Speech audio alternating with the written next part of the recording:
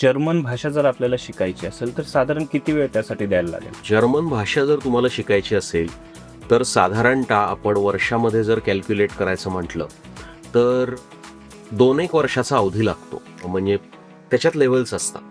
German भाषेमध्ये levels कशा आहेत ते मी समजून सांगतो.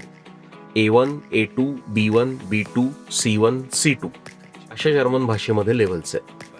प्रत्येक लेवलला साधारणतः 120 ते 130 तासांचं ट्रेनिंग आवश्यक आहे.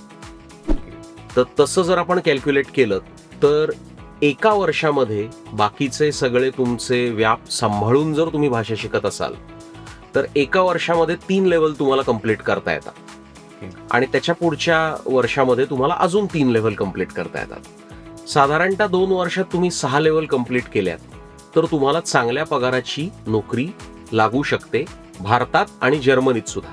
अरे वा.